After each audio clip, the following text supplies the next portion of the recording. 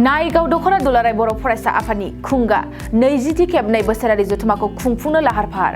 क'क्राझार सहरनि सानजा फारसे नायगाव दख'रानि सिङाव थानाय खाख्रिखला जेडि गेजेर फरायसालिनि गेवलां गेलेग्रा फोथाराव साननैनि हाबाफारिजों नायगाव दख'रा एबसुनि खुंगा 20थि खेबनै बोसोरारि जथुमाखौ खुंफुंनो बे समाव लाहार फाहार।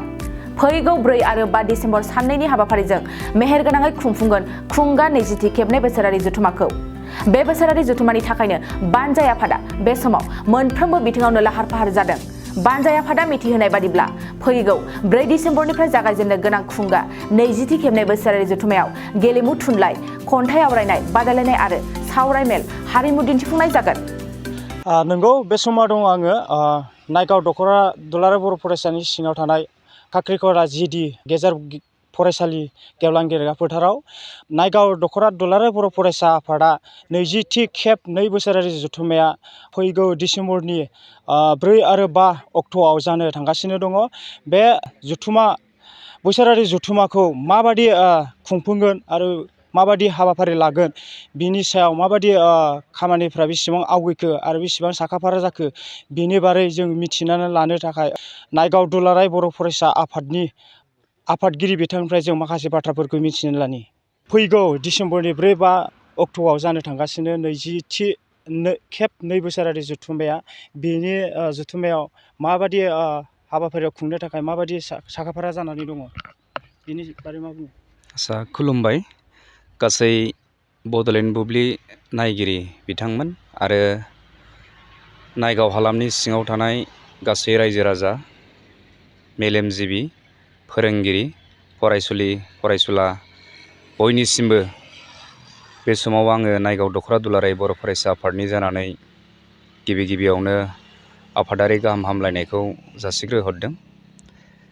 जों नायगाव दख'रा दुलाराय बर' फरायसा आफादनि खुंगा 20थि खेब 2 बोसोरारि जथुमाया फैगौ डिसेम्बर दाननि 4 आरो 5 अक्ट'आव खाख्रिखला जेडि गेजेर फरायसालिनि गेवलां गेलेग्रा फोथाराव साननैनि मेहेरगोनां हाबाफारिनि गेजेरजों बियो जानो थांगासिनो दङ। बेखायनो आङो नायगाव दख'रा दुलाराय बर' फरायसा आफादनि जानानै गासै नायगाव हालामनि रायजो राजा, साननो हनो गोरों, मेलेमजिबि, हादुंगोरा, गाहाय नेहाथारि आरो फोरोंगिरि, फरायसुलि फरायसा बयखौबो बे साननैनि मेहेरगोनां हाबाफारियाव लैहोर लैहोर फैनानै बाहागो लाफैनानै जोंनि बे जानो गोनां जिनाखि हाबाफारि, बेखौ आबुङै जेन बाहागो लाफैनानै जाफुंसार होयो, आं बिनि थाखाय नायगाव दख'रा दुलाराय बर' फरायसा आफादनि जानानै बयखौबो गुरैयै खावलायहरदों आरो हांख्रायहरदों। बे हाबाफारियाव सोर बाहागो लाफैयो आलासि महरै? जोंनि हाबाफारिया बियो साननैनि हाबाफारि जागोन। गिबि सानाव दङ जोंहा बेवहाय गेलेमु बादायलायनाय आरो थुनलाइयारि बादायलायनाय। दा गेलेमु बिथिङाव जोङो बेवहाय उन्दैसाफोरनि थाखाय खारनाय बारनाय गोबांथार बेबायदि आयदाफारि लादों जोङो, आरो बुलुर बादायलायनाय जिनाखि भलिबल, बेखौ जिल्ला दुलाराय बर' फरायसा आफादाबो खुंगोन। बिनि थाखाय जोङो बेवहाय बुलुर बादायलायनायखौ जोंनि दख'रानि जिनाखि जथुमा बेवहाय जों खुंनानै जाय हान्जाया बेवहाय देरहासार जानो हायो बेखौ जों जिल्लायाव लांनाय जागोन।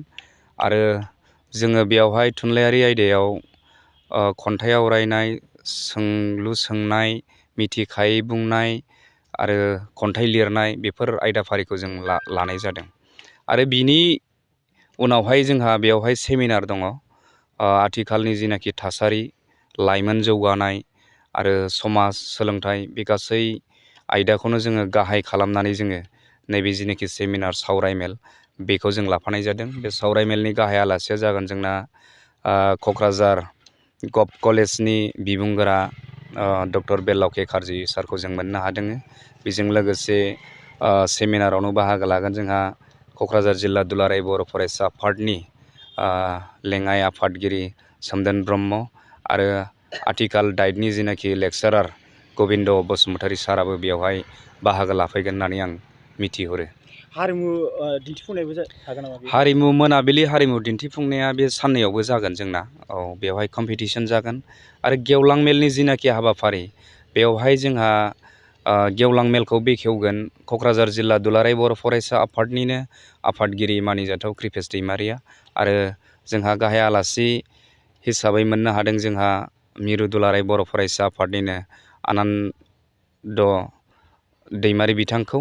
आरो जोङो बेवहाय जिनाखि दुलाराय बर' फरायसा आफादा बिटिआर एकर्ड खालामना थांबाय आरो बे बिटिआर एकर्डआ दानि बे आथिखाल माबायदि सोलिनानै दङ आरो बिनि माखासे दफाफ्रा बेसेबां मावफुंजाखो मावफुंजायाखै आरो हा हुनि जेरैबायदि समयसा दं जोंनि नायगाव ओनसोलाव फ्राय गोबां हाफ्रानो जोंहा फरेस्टआव दङ, खासाव दं।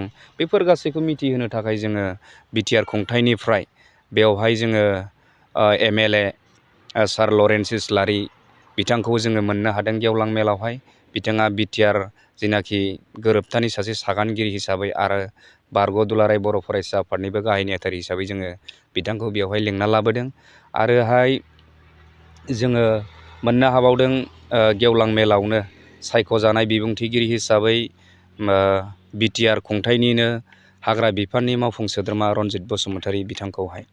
दा बेखायनो आं खावलायगोन बे गासै जोंनि नायगाव हालामनि रायजो राजाफ्रा जेन सम बरनलायनानै जोंनि बे मेहेरगोनां हाबाफारियाव बयबो लैहोर लैहोर फैनानै जोंखौ मदद आरो हेफाजाब होफैनानै साननैनि बे जेनाखि जानो गोनां हाबाफारि बेखौ आबुङै जाफुंसार होफैगोन होननानै आं मिजिंथियो नायगाव दख'रा आफादनि आफादगिरि जानानै। गोजोन्थों।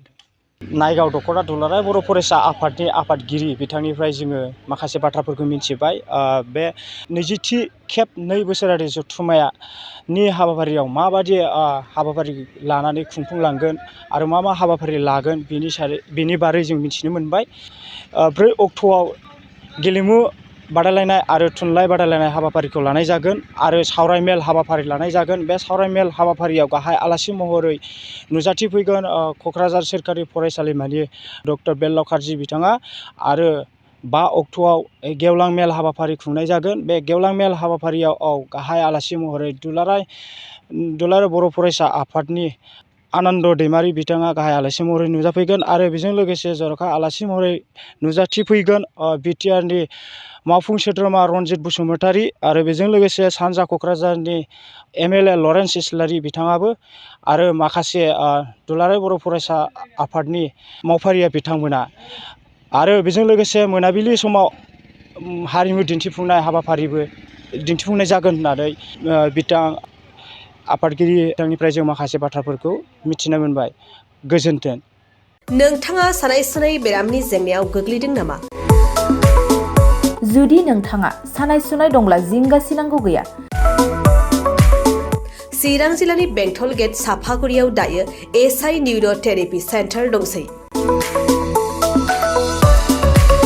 बे थेरापि सेन्टाराव नोंथाङा गोरलैयैनो देहानि सानाय सुनायखौ फाहामथाय लानो हागोन। बे आथिं सानायानो जाग्रोदों, ओमफ्राय जानाया एसे सिगांनिफ्रायनो जाखादों, ओमफ्राय बिदिनो गुबुन गुबुन मुलि जाबाबायदों, ओमफ्राय हामाखै। दिनैनि ट्रिटमेन्टआ आङो एसे मोजां मोनसिनबाय। जेरै सिं सानाय, आफादावरि सानाय, मोदोम जरा सानाय, आइजोफोरनि जेंना, खर' सानाय बायदि बेरामखौ फाहामनाय जायो। लोगोसेयैनो बे सेन्टाराव थानानै फाहामथाय लानो हानायनिबो सुबिदा खालामदों।